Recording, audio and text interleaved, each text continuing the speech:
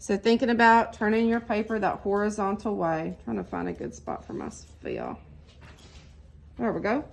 Alrighty, so next I want to start to lay out my shape. So I'm going to think very round, use that gesture line. And again, I'm showing this because I know a lot of us did not get to this step yesterday. So this is like a good refresher.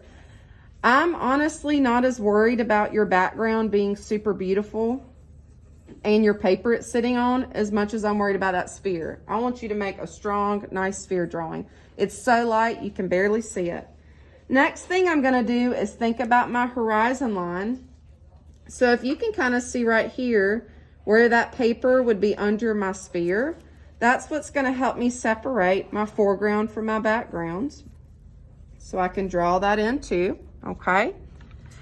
And then I think I'm almost ready to start charcoal. So this part should not take everybody a long time. It should only take everybody just a little bit of time, okay?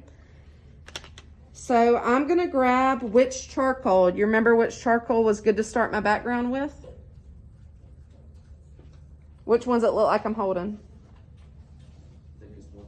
You got it, the soft one, soft charcoal. So not compressed, not vined, but the soft charcoal. I like to use the side of it, and I like to start at the edge of my sphere, okay? I like to use that edge, and I start here. I can kind of draw with it like that, the side of it, which I might start to just kind of do. But I want to make sure that I kind of continue that value out, okay? So this should be kind of familiar from yesterday. And once I'm done with this, y'all, we'll have the entire day to draw a sphere, which was plenty of time for third block. And they have lunch in the middle, so it's kind of interrupted. All right, so I've got my basic shape down. That kept me from getting an outline that I did not want. So now that I've got a little bit of charcoal down, I'm gonna make sure I have a piece of paper too, so I'm not getting my bottom part kind of dirty. I can start to blend in. And if it starts looking kind of nasty and kind of textured like you don't want it, just lay a little bit more down and it will layer and it will start to smooth. Y'all are doing a great job watching. Thank you. Soon you'll be doing this. So I'm blending.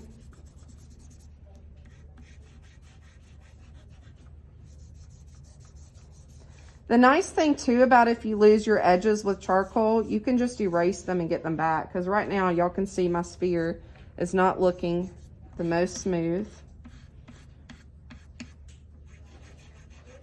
I'm kind of keeping everything where I need to keep it. All right, so I've got a little bit of background done. That was my first step. I like to clean as I go, so I like to use the sharp end of my pink pearl eraser. And y'all see how I'm kind of drawing with my eraser and making it round. I just do it as I go. Helps me keep it clean. Makes life easier that way. If you have a lot of stuff on here, instead of doing this, and especially instead of taking our mask off and blowing air at it, which we should not do, also, you might get some spit on your paper. I've seen that happen before, and it's horrible to have to get it off because it's kind of permanent. Just pick it up and tap it, just like I did, okay? That's how you'll get all that stuff off. All right, next step. Do y'all remember what I did after my background yesterday? There's only really two places to go, right?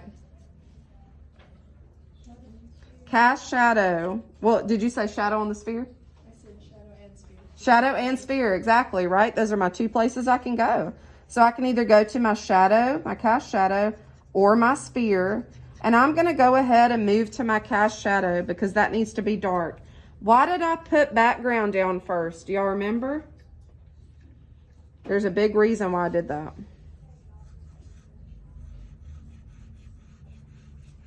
Why wouldn't I have just started on my sphere first?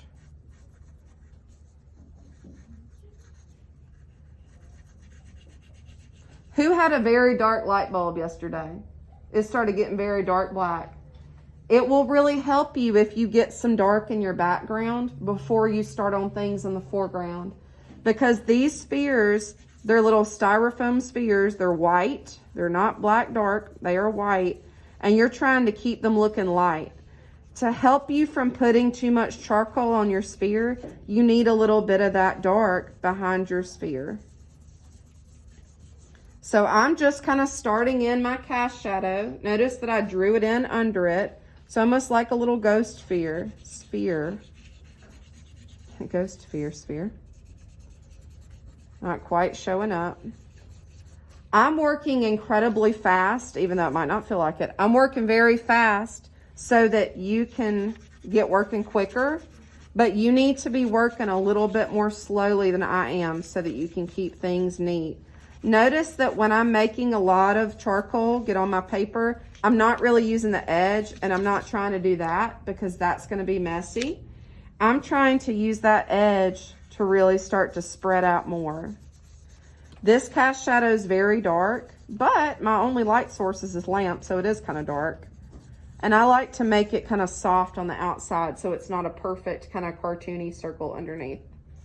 I am getting kind of messy all around because I'm trying to be quick. So I'm trying to kind of clean as I go. I'm going to put this kind of where it won't get any more on there. Now that I've got a little bit of dark under my sphere, I'm going to start on my sphere. Do y'all remember the charcoal I told you would be good to start with on there?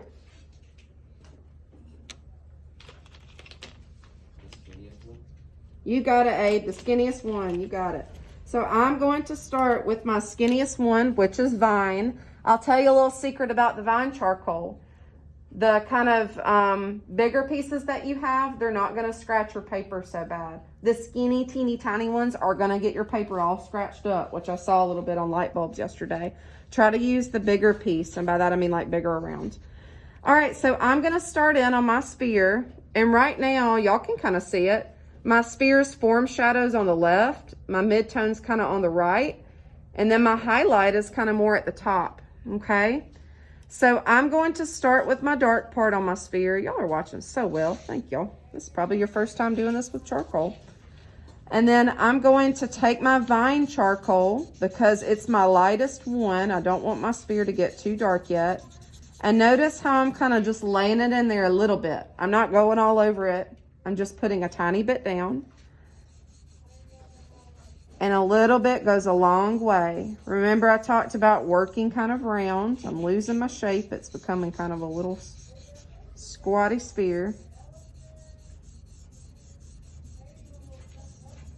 And I move my finger back and forth. I try to blend it. So see how it's starting to get really soft? It's because I'm keeping my marks close together. Now, I don't like that big white chunky reflected light at the bottom.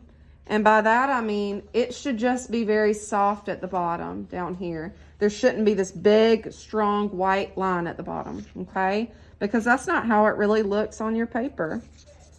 The actual sphere doesn't. It gets created just by not going too dark. And by that cast shadow being down there. Y'all see how I did that? It's just a little bit there. When I want to layer on my sphere, I'm going to use that Vine charcoal. And I'm really thoughtful about how much I use and what direction I'm going in and keeping it really round.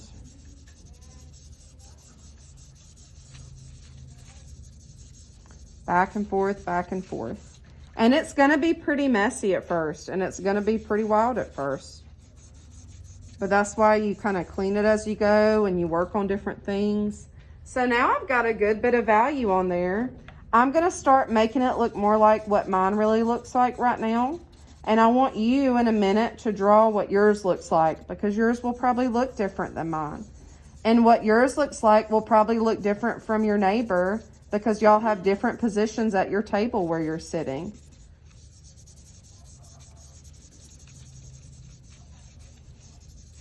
So I'm trying to slowly kind of build it up and make it feel more round. This happened to a couple people last block, and then I'll get to a point, we'll turn the light on. They got their cast shadow way too dark, and they were like, Miss Taylor, I got to start over. This is so dark. This is not looking good. But I told them to work through it, and they fixed it. Because when you have your project, you're going to be working on a giant piece of paper. And if you've been doing that thing for like 5 or 6 days, and you suddenly get it too dark, you're not going to have time to start over, and you don't want to.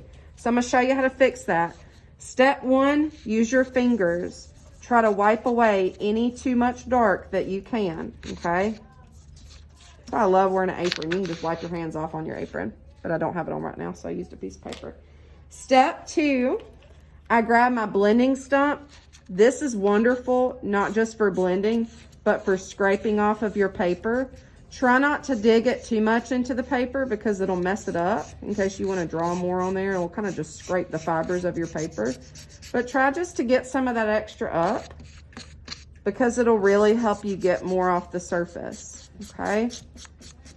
And then step 3 would be to use that pink eraser. And this is how I would use it. Remember my little Hot Wheels car? I know I use some goofy analogies, y'all, but it kind of helps you remember. I go in small circles. I go very lightly. And that starts to help me make it lighter a little quicker. So it's starting to pick up. I also kind of sweep with it from left to right. I use this kind of wide part, like the front of my Hot Wheel car. And I go left to right. So that's gotten a lot lighter already, and I feel better about it, okay? And as I want things to show up more light, I'm gonna add dark under it, or near it, or next to it. So already that popped more, and that showed up more. And I can just go back and forth. If you have a really white line at the bottom, we're gonna make it feel natural by using our eraser to blend it and use our finger to smooth it. And that's how we're gonna go back and forth, back and forth, back and forth, okay? You can make your background look like this one, where it looks more like a vignette. Remember we talked about old-timey photo. Doesn't have to cover the back. You can make it look more like this, where it's all finished on the background. Whatever is going to be better for your drawing and better to make you feel like it's finished, that's gonna help you. We're gonna try to get it as cleaned up as we can. We're gonna try to cover as much ground as we can with our form and our shadows. It's really neat to see when I spend time how it looks. So that's what I just did with y'all. That's one that I've spent a little more time on and I wasn't quite in such a rush. And that's one that I had a little more time on too. I really like these last two. That one and this one, okay? So we're trying to get it to a clean, finished point using our tools. And we're gonna get them turned in by the end of today. We've got like a whole hour, okay? Do y'all have any questions or wanna see anything else? I just wanna get working. All righty, we're gonna get working.